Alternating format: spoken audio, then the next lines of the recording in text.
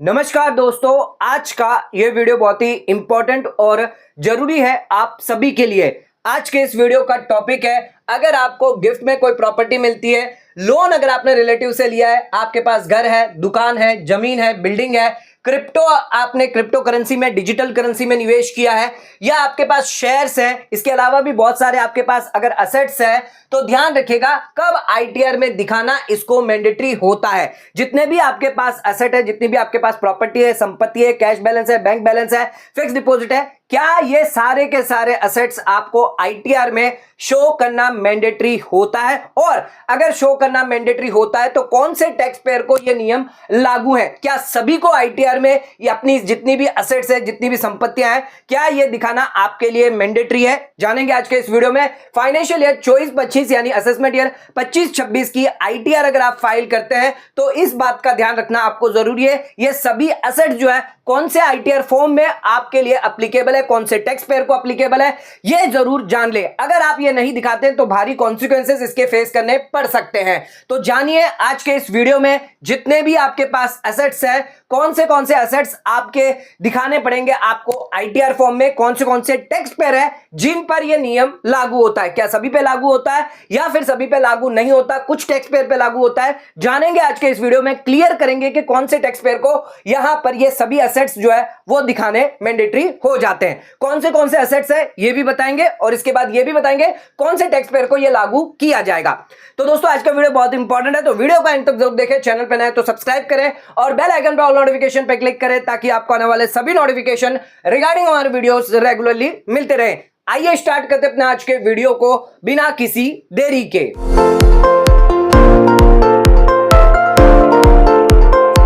तो दोस्तों आइए स्टार्ट करते अपना आज के वीडियो को और बात करते हैं, अगर आपके पास असेट्स हैं तो आईटीआर फॉर्म में किन टैक्स पेयर को दिखाना होगा मैंडेटरी फाइनेंशियल ईयर 24-25 में।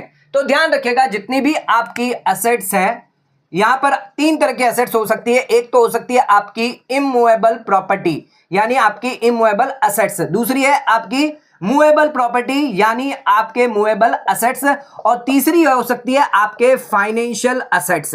तो ये तीन तरह के असेट्स जो है वो यहां पर आपको दिखाने होते हैं, जिसके लिए दिया गया है शेड्यूल AL यानी असेट एंड लायबिलिटी। अब ये कौन से फॉर्म में आपको मिलेगा? ये आपको मिलेगा ITR 2 और ITR 3 में। अगर आप एक सैलरीड पर्सन है तो भी आपको यहां पर जो है ये सारी डिटेल जो है जो मैंने आपको बताई एसेट्स रिलेटेड, ये आपको दिखानी पड़ सकती है। लेकिन कब मैंडेटरी? ध्यान रखिएगा मैंडेटरी दी गई है यहां पर रिक्वायरमेंट, अगर आपकी टोटल इनकम जो है वो एक्सीड कर जाती है 1 करोड़ रुपए से ज्यादा।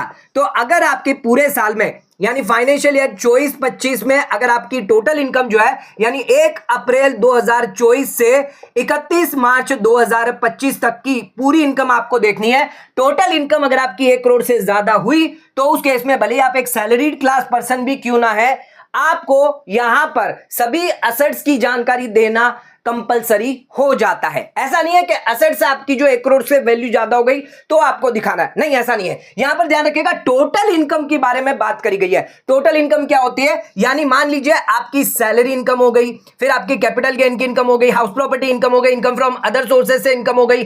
ITR 3 है तो वहां पर आपकी बिजनेस प्रोफेशन से इनकम आती है, यह होती है आपकी टोटल इनकम। अब इसमें से यहां पर आपको लेस अलाउ करना है डिडक्शन। चैप्टर 6A के जो डिडक्शन है जो ओल्ड टैक्स रिजिम में आपको मिलते हैं 80C से लेकर 80U, ये डिडक्शन आपको मिलेंगे। कैपिटल गेन के जो एग्जम्पशन है वो भी आपको मिलेंगे, स्टैंडर्ड डिडक्शन आपको मिलेगा। तो ये सब करने के बाद जो नेट टोटल इनकम निकल कर आती है, अगर ये नेट टोटल इनकम जो है वो 1 करोड़ रुपए से ज्यादा है, पहले ये लिमिट जो थी वो 50 लाख की थी पिछले साल फाइनेंशियल ईयर 23-24 में, लेकिन इस बार सरकार ने फाइनेंशियल ईयर 24-25 में इस लिमिट को बढ़ाकर 1 करोड़ कर दिया है। यानी अब 1 करोड़ से ज्यादा अगर आपका होगा तभी आपको दिखाना है। एग्जाम्पल के तौर पर मान लीजिए अगर कोई इंडिविजुअल है, सैलरीड पर्सन है, जिसकी सैलरी 10 लाख रुपए है, लेकिन उसने अपने दोस्त से लोन ले लिया है यानी 2 करोड़ रुपए का लोन लिया है, तो उस केस में यहां पर ये 2 करोड़ का जो लोन है वो दिखाने की जरूरत नहीं है, क्योंकि उसकी टोटल इनकम ही 10 लाख है।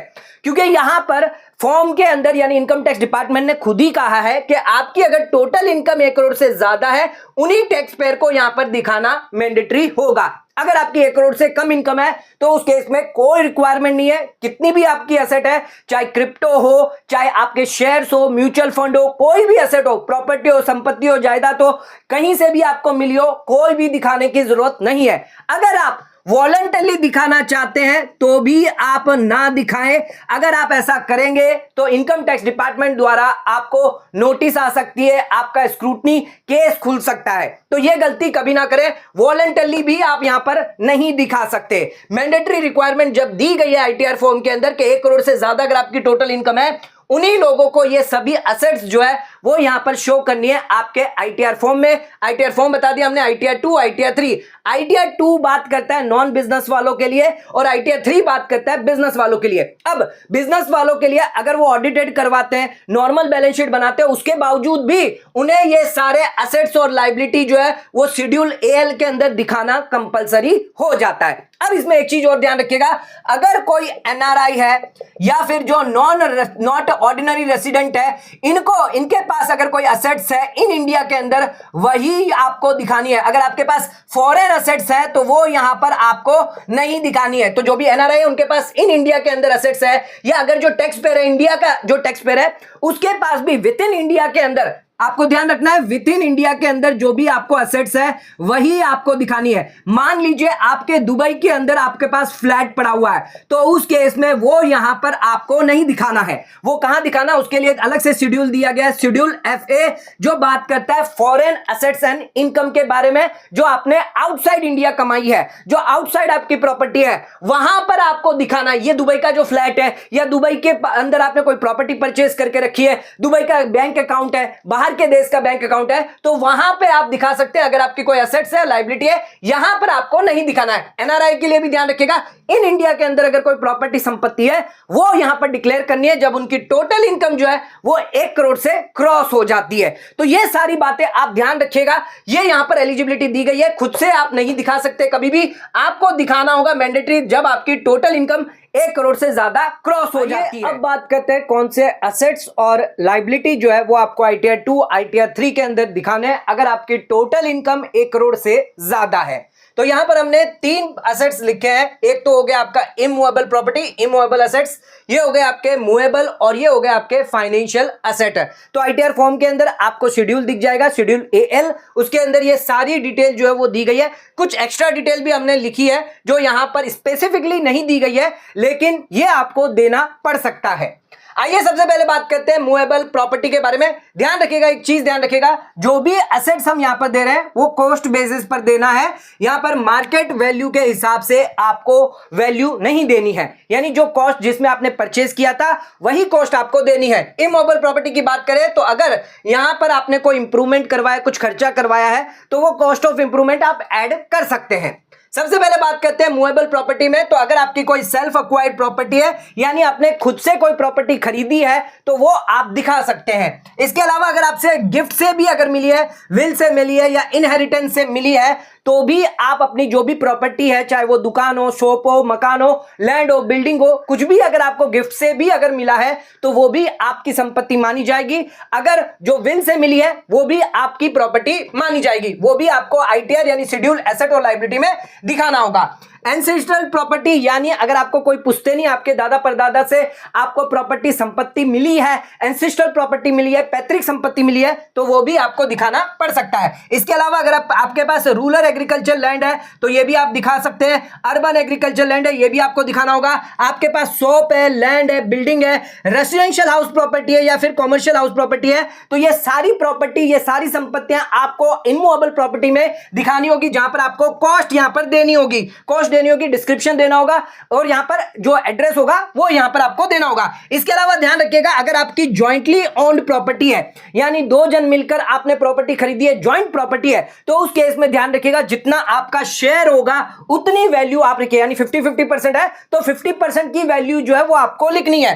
इसके अलावा इंपॉर्टेंट ध्यान रखिएगा, अगर आपकी अंडर कंस्ट्रक्शन प्रॉपर्टी है तो उस केस में पोजेशन आपको नहीं मिला है, अंडर कंस्ट्रक्शन प्रॉपर्टी है, पोजेशन नहीं मिला है, तो उस केस में आपको दिखाने दिखाने की कोई रिक्वायरमेंट नहीं है। अंडर कंस्ट्रक्शन प्रॉपर्टी को आपको एसेट्स और लायबिलिटी शेड्यूल में नहीं दिखाना है। हाँ, जो बिल्डर को आपने पैसा दिया वो लोन्स एंड एडवांस आप दिखा सकते हैं। तो लोन्स एंड एडवांसेस के अंदर आप जो बिल्डर को पैसा दिया गया है, यानी यहां पर आप दिखा सकते हैं loans and advances financial assets के अंदर, यहां पर बिल्डर को जो पैसा दिया गया है उस प्रॉपर्टी के अगेंस्ट वो आप दिखा सकते हैं, लेकिन यहां पर आपको उस प्रॉपर्टी को यानी अंडर कंस्ट्रक्शन प्रॉपर्टी को डिक्लेयर नहीं करना है। तो ये तो हमने बात कर दी इमूवेबल प्रॉपर्टी। ये सभी इमूवेबल प्रॉपर्टी आपको एसेट और लायबिलिटी में दिखानी है। अब दूसरी आ जाते हैं, बात करते हैं मूवेबल प्रॉपर्टी। मूवेबल प्रॉपर्टी क्या होती है? यानी जो मूव हो सकती है, एक जगह से दूसरी जगह मूव हो सकती है। कौन सी है इसमें? आपकी ज्वेलरी हो गई, बिलियन हो गया, गोल्ड, सिल्वर, प्लेटिनियम भी है तो वो भी आप दिखा सकते हैं, या फिर कोई अदर प्रीशियस मेटल है। ध्यान रखिएगा, अगर आपके पास गोल्ड की वॉच है, डायमंड वॉच है, आपके पास वॉच है, या डायमंड का आपके पास डायमंड है, गोल्ड का चश्मा है, तो भी आप यहां पर आपको दिखाना होगा, वो भी आपकी एसेट मानी जाएगी। इसके अलावा archaeological collection, drawing, painting, sculpture या कोई भी वर्क ऑफ आर्ट है।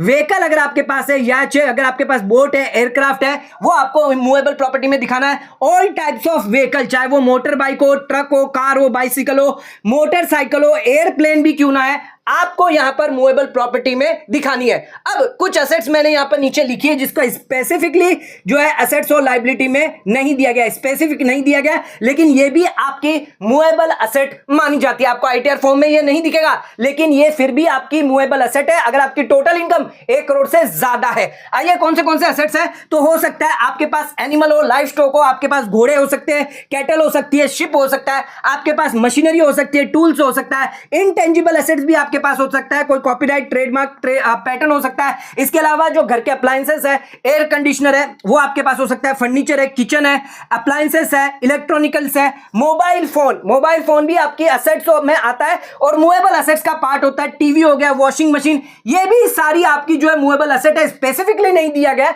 लेकिन यहां पर आपको कंसीडर करना पड़ेगा क्योंकि एसेट्स और लायबिलिटी कही गई है, तो आप मूवेबल में इसको दिखा सकते हैं। अब तीसरे पे आ जाते हैं अपनी फाइनेंशियल एसेट। फाइनेंशियल एसेट्स कौन सी हो गई? जो आपके वैल्यू करती है, यानी जैसे आपका बैंक बैलेंस, सेविंग का अकाउंट का हो, एफडी अकाउंट का, आरडी अकाउंट हो, सैलरी अकाउंट भी है तो भी आपको दिखाना, उसका बैलेंस दिखाना है। पीपीएफ अकाउंट हो, senior citizen saving scheme account हो, वो आप दिखा सकते हैं। अगर आपका पोस्ट ऑफिस का बैलेंस है तो वो भी यहां पर आप दिखा सकते हैं। इसके लिए स्पेसिफिक हेड तो नहीं दिया गया, पर वो यहां पर दिखा सकते हैं। पोस्ट ऑफिस का बैलेंस हो गया, या फिर कोऑपरेटिव सोसाइटी बैंक का अगर बैलेंस है तो वो भी यहां पर आप दिखा सकते हैं। इसके अलावा बात करते हैं, अगर आपके शेयर्स और सिक्योरिटी में निवेश किया, इक्विटी शेयर, प्रेफरेंस शेयर, एफएनडो में निवेश किया है, mutual fund, bond, debenture, crypto में निवेश किया है, सोवरेन बॉन्ड में निवेश किया है, ईटीएफ में निवेश किया है, तो वो यहां पर शेयर्स एंड सिक्योरिटी में दिखा सकते हैं। नेक्स्ट आ जाते हैं, बात करते हैं, अगर आपके पास इंश्योरेंस पॉलिसी है, यानी टर्म इंश्योरेंस आपने ले लिया, आपने 1 करोड़ की टर्म इंश्योरेंस पॉलिसी ली है, तो वो आपको यहां पर फाइनेंशियल एसेट में दिखाना मैंडेटरी हो जाता है।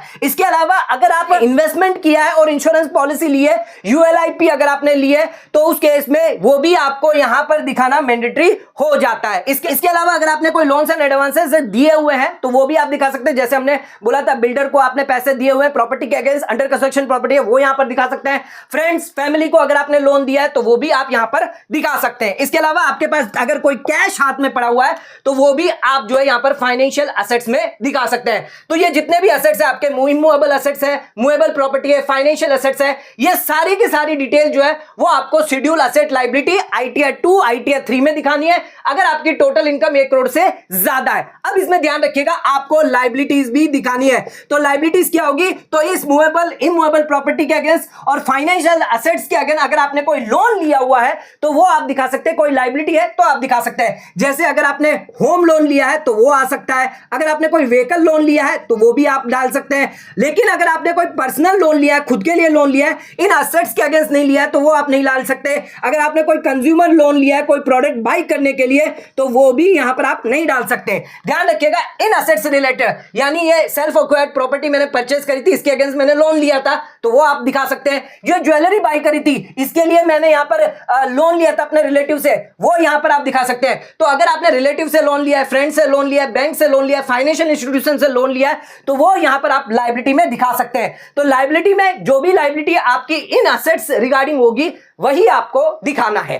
तो ये सारी डिटेल आपको दिखानी है और किन टैक्स पेयर को दिखानी है, मैंडेटरी किन के लिए, हमने ऑलरेडी आपको बता दिया है कि अगर आपको ITR 2 ITR 3 एप्लीकेबल है, यानी टोटल इनकम आपकी 50 लाख से ज्यादा है, तो ये दोनों फॉर्म आपके लिए एप्लीकेबल होगा। लेकिन सरकार ने यहां पर जो लिमिट है वो एसेट शेड्यूल के लिए बढ़ा दिया, 50 लाख से कर दिए 1 करोड़। तो आपकी ITR 2 मान लीजिए आपके एप्लीकेबल है, 50 लाख से ज्यादा आपकी इनकम है, लेकिन आपकी टोटल इनकम 80 लाख है, तो उस केस में आपको नहीं करना। लेकिन अगर आपकी इनकम 1 करोड़ 50 लाख है तो उस केस में आपके एप्लीकेबल हो जाएगा। तो 1 करोड़ से ज्यादा है तो एप्लीकेबल होगा, 1 करोड़ से कम है तो ये एसेट लायबिलिटी एप्लीकेबल नहीं होगा, भले ही आप ITR 2 ITR 3 फाइल क्यों ना कर रहे हो।